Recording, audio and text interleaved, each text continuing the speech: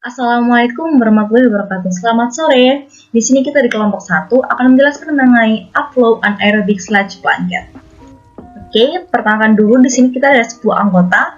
Ada Eliana Bagianto, ada Putri Dwianti, ada Pandu Wicaksono, ada Alfian Nuryati, ada Muhammad Firuz Akmal, Safitri Pratiwi, Stephen Albert, Muaz Abdullah, Milita Amalia, dan juga Muhammad Rizal Farid. Di sini kita gabungan ada kelas A, B, dan C di NPM terakhir 0. Oke, pasti masih pada bingung nih, kayak apa sih arti dari analisis anaerobik? Jadi, inilah sebuah metode pengolahan secara biologi menjadi salah satu metode yang digunakan dalam pengolahan air limbah.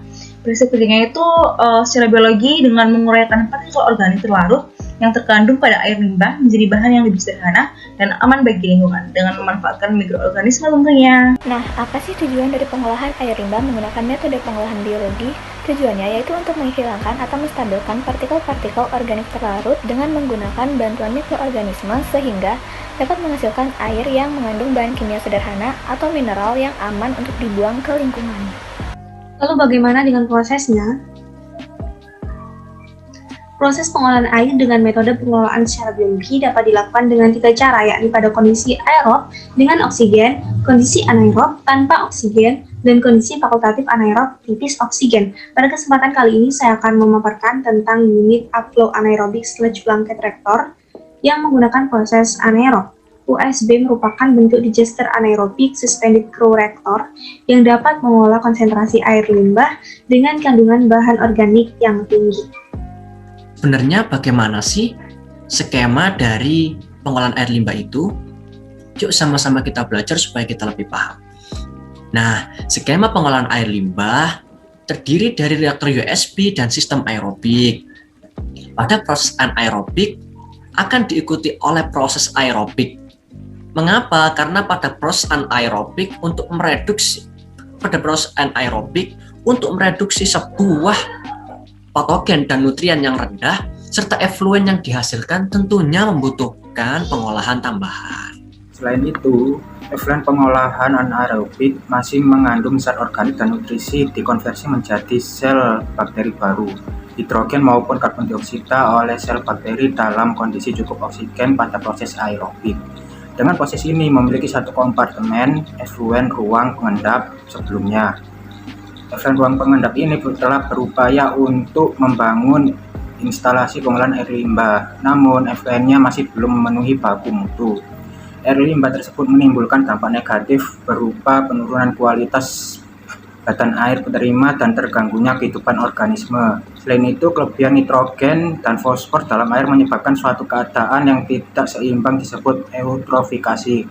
Oleh karena itu, diperlukan teknik penanganan limbah yang efektif sesuai dengan kandungan komponen-komponen yang diuraikan dalam limbah industri tersebut. Berikut ini adalah skema dalam reaktor USB.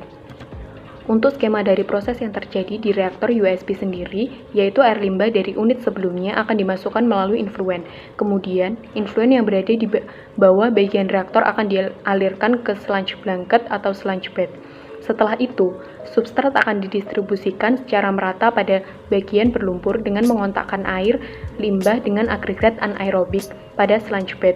Dalam proses ini, bed lumpur akan mendegradasikan bahan organik, kemudian butiran padat dan besar akan tetap berada di sludge blanket atau sludge bed. Skema dalam reaktor USB. Setelah itu, akan ada cairan dan gas-gas dari proses pendegradasian yang akan dibawa ke atas atau upflow oleh reaktor.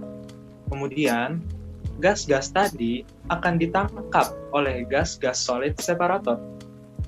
Setelah itu, biogas akan dialirkan melalui pipa celah di bagian atas reaktor atau dialirkan melalui pipa di bagian atas reaktor.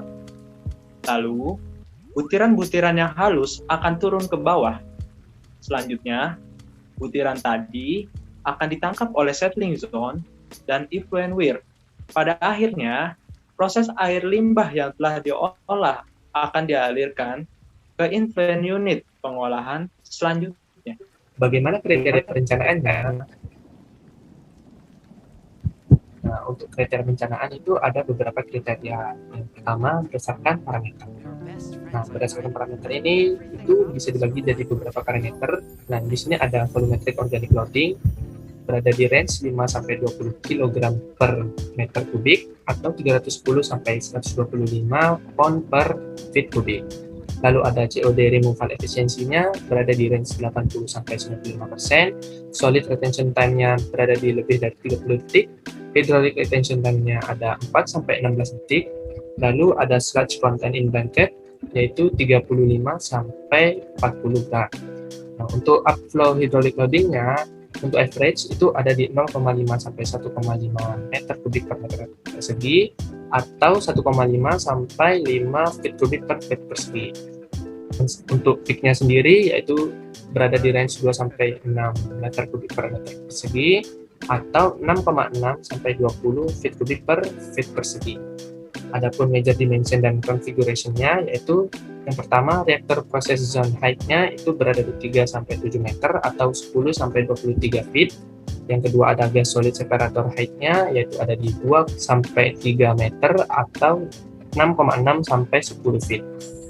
Selanjutnya ada gas solid separator area itu range-nya ada di 80 sampai 85%. Kemudian ada slop gas collector plate-nya berada di 45 sampai 60 derajat. Kriteria perencanaan berdasarkan alkalinitas pada fase gas CO2. Berikut ini tabel gas fase CO2. Nah, berikut adalah desain dan gambar dari upflow anaerobic sludge blanket beserta proses pengolahan limbah.